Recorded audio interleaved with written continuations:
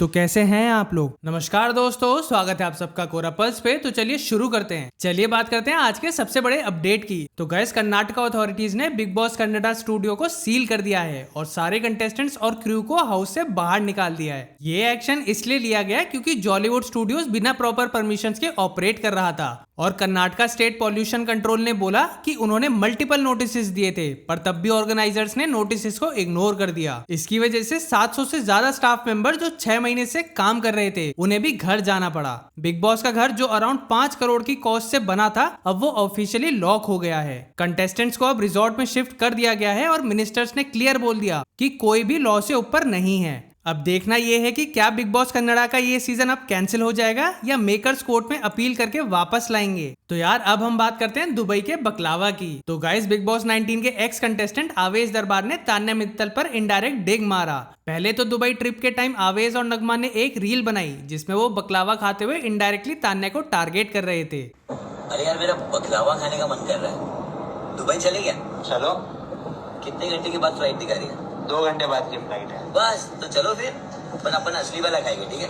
ठीक है। नकली वाला नहीं। चलो फिर। और अब जब वो मुंबई एयरपोर्ट पर वापस आए तो रिपोर्टर्स ने पूछा कि दुबई से क्या लाए हो, तो आवेश ने बोला कि वो बकलावा खाकर आए हैं और बोला कि आप सबके लिए भी लाए हैं। आप लोगों के लिए भी बकलावा लाए हैं, ये? और ये बकलावा है। बोलो एक ही हाथ से। अच्छा, आप लोग के हाथ में बिजी है क्या?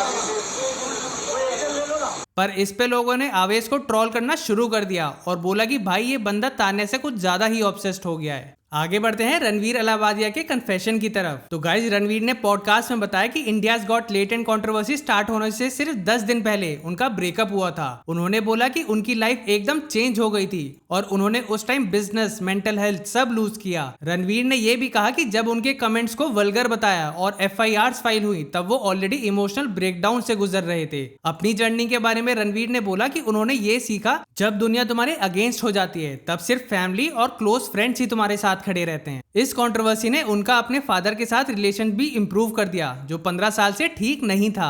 मैंने देखा कि इन द वर्स्ट सिचुएशन जहाँ दुनिया को छोड़ रही है सिर्फ फ्रेंड्स और फैमिली रहता है। I was very scared, but he understood what's happening. उन्होंने कॉल करके बस बोला कि handle yourself, chill. And that was the most important call in this full.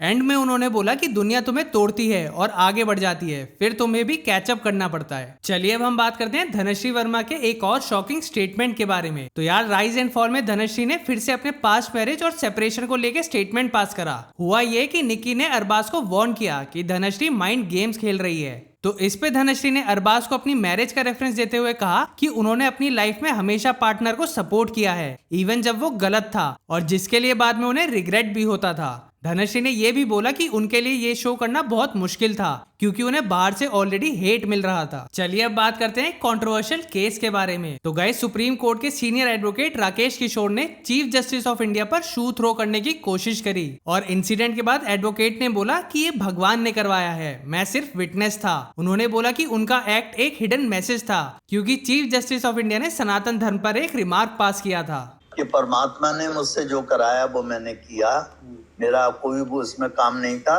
मैं करता नहीं, मैं साक्षी था, जो हुआ वो हुआ।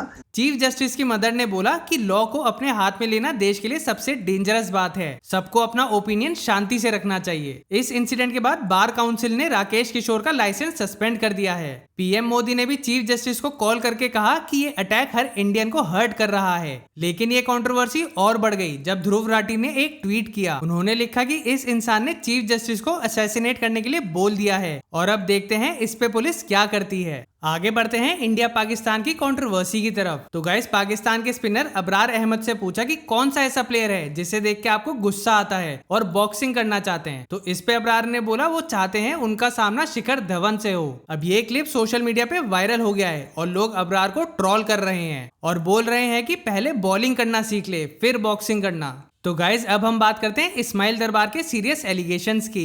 दरबार ने डायरेक्टर संजय लीला बंसाली के लिए बोला कि वो उनके साथ अब कभी काम नहीं करेंगे और बोला पहली फुर्सत में चले जा। दरबार ने इंटरव्यू में बंसाली को इगोइस्टिक बोला और कहा कि उनके बीच रिफ्ट तब स्टार्ट हुआ जब एक आर्टिकल ने हीरा मंडी के म्यूजिक को शो का बैकबोन कहा और बंसाली को लगा कि दरबार ने खुद ये स्टोरी प्रिंट करवाई है। दरबार ने बताया कि बंसाली ने उन्हें ऑफिस में बुलाकर कहा कि तुमने ऐसा क्यों कहा और इसके बाद उन्हें समझ आ गया कि कुछ टाइम बाद बंसाली उन्हें फोर्स करेंगे प्रोजेक्ट छोड़ने के लिए। चलिए अब बात करते हैं ओला इलेक्ट्रिक स्कूटी के शोरूम से सामने आए एक शॉकिंग वीडियो की। तो यार हुआ ये कि कस्टमर ने गुस्से में शोरूम मैनेजर के साथ फिजिकल फाइट कर ली। ओला इलेक्ट्रिक पर हमेशा से कंप्लेंट्स रही हैं उनकी सर्विस और अनरिजॉल्व इश्यूज को लेकर। अभी अब ये क्लिप देखो। 3 महीने से मेरी गाड़ी खड़ी थी, मैं 10,000 रुपया भर रहा हूँ आपका, मेरे में भरने की कैपेसिटी नहीं है। मैंने एक बार खाली उसका वायरिंग का काम बोला करने तो 4 महीना गाड़ी खड़ी थी विरार में। एक छोटे से काम के लिए 4 महीना गाड़ी खड़ी हो रही है, कहाँ की सर्विस है ये? मत करो, नई गाड़ी मत बेचो ना, नई सर्विस हो रहा है तो यही तो कब से कह रहा हूँ। कस्टमर्स बता रहे हैं कि छोटे से काम के लिए भी उनकी स्कूटी को 4 महीने तक के लिए रख लेते हैं और भी लोग अपना फ्रस्ट्रेशन शेयर कर रहे हैं और कह रहे हैं ओला लेने का मतलब है जिंदगी भर रिग्रेट करना। चलिए गाइस आज की वीडियो के लिए बस इतना ही। अगर वीडियो पसंद आई हो तो यार लाइक करना और ऐसे ही ट्रेंडिंग अपडेट्स के लिए चैनल को सब्सक्राइब करना मत भूलना।